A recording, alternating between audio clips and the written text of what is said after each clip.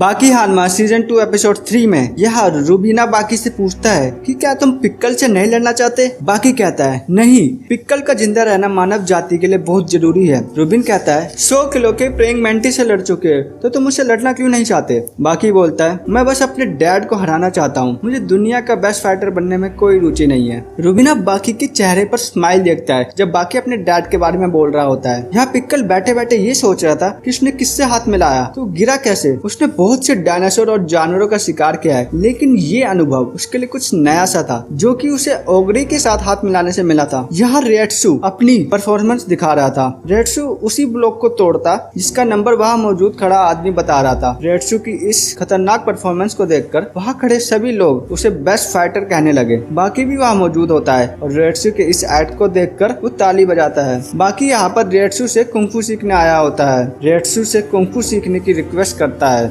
लेकिन रेट्सू उसे मना कर देता है। वो कहता है कि जब से उसने पिक्कल को देखा है उसका किसी भी काम में मन ही नहीं लग रहा। रेट्सू पिक्कल से लड़ना चाहता था क्योंकि लड़ना उसे बहुत पसंद है। फिर वो बाकी को वापस भेज देता है। यहाँ रिसर्च सेंटर पर पिक्कल अकेला ही बैठा हुआ था। अल्बर्ट बेन और कैप्टन स्ट्राइडम कहते हैं कि इसे 1 महीने से कुछ खाने को नहीं मिला। अल्बर्ट बेन भी बोलता है अगर ऐसा ही रहा तो ये ज्यादा देर तक जिंदा नहीं रह पाएगा। बेन कहता है कि हमने इसके सामने कई बड़े बड़े जानवर रखे जैसे भालू, टाइगर, शेर, लेकिन कोई भी इससे लड़ने की हिम्मत नहीं जुटा पाया। अब वे लोग दुनिया का सबसे बड़ा साइबेरियन टाइगर उस पिक्कल के सामने रखते हैं। ये साइबेरियन टाइगर उस पिक्कल से लड़ने जाता है, लेकिन पिक्कल बड़े आराम से ही उसे उठाकर पटक देता है और उसे जान से मारकर खाने लगता है। रिपोर्टर अल्बर्ट बेन से पूछते हैं कि दुनिया में साइबेरियन टाइगर की तादाद बहुत कम है, फिर भी आपने साइबेरियन टाइगर को पिक्कल के हवाले क्यों कर दिया। जवाब में अल्बर्ट बेन कहते हैं कि पिक्कल का जिंदा रहना साइबेरियन टाइगर से भी ज्यादा कीमती है। अगर उन्हें उसे कुछ भी खिलाना पड़े तो वो खिलाएंगे। पूरी दुनिया के बुद्धिजीवी अल्बर्ट बेन का विरोध करने लगे थे। यहाँ रेट्सू टोपोगावा के पास पहुंचता है और कहता है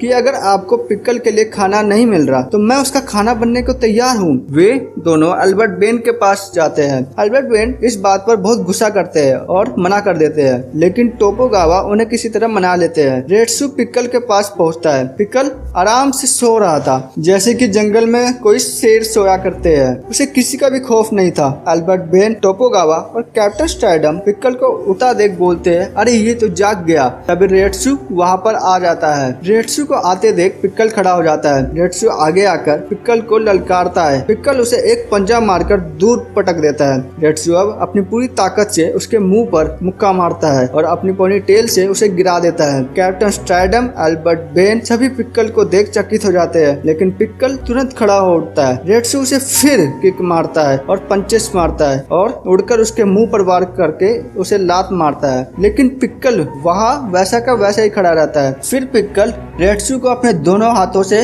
दबोच लेता है और उसके सर पर वार करता है। रेट्सू घुटने के बल पर गिर जाता है। फिर पिक्कल रोते हुए रेट्सू के कंधे को काटता है और उसका मांस निकालकर खाने लग जाता है। अल्बर्ट बेन सहित सभी पिक्कल को देख चौंक जाते हैं। रेट्सू अपने जूते उतारकर पिक्कल पर फिर वार करता है, पर पिक्कल उसे डिफेंड करता है। रेट्सू अब अपनी मार्शल आर्ट्स को छोड़कर अपने इमोशन में बहते हुए पिक्कल पर विंड मिल पंचेस से वार करता है, पर पिक्कल पर इसका भी कोई असर नहीं पड़ता। इसे भी पिक्कल डिफेंड कर लेता है। तब रेट्सू की इनर वॉइस उसके सामने आती है और रेट्सू को बोलती है अपने ऊपर भरोसा रखो और अपने मार्शल आर्ट्स के ऊपर भरोसा रखो। तब कॉन्फिडेंस से भरपूर रेट्सू फिर जबरदस्त मार्शल आर्ट्स का प्रयोग कर उस पिक्कल से लड़ने लग जाता है और अब वो पिक्कल को कांटे की टक्कर दे रहा होता है। वो पिक्कल को वार कर उसे गिरा देता है और पिक्कल को काफी चोट भी लगती है। यहीं पर यह एपिसोड खत्म हो जाता है। Thanks for watching.